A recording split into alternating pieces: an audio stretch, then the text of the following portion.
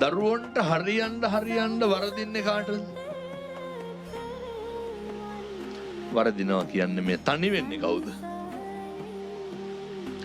දැක්කද අර පහුගිය දවස්වල ඔය මම ඒ ප්‍රදේශය කියන්නේ නැහැ. ඒක හරි ප්‍රසිද්ධයි. තාත්තා බාත්රූම් එකේ වැටිලා මැරිලා හිටියා. ළමයි 3 දෙනා විදේශ රටවල. අධිකරණ වෛද්‍ය වාර්තාවේ තියෙන අධික ලේ වහනයක් තුලින් පැය ගානක මැරිලා තියෙනවා. ඒ දරුවෝ වෙනුවෙන් මුළු ජීවිතේම බලාපොරොත්තු තියාගෙන කැප කරපු දෙමව්පියොන්ට අද වෙලා තියෙනවා දරුවෝ නිසා හූල්ලන්න. ඔතන නෙමෙයි ප්‍රශ්නේ තියෙන්නේ.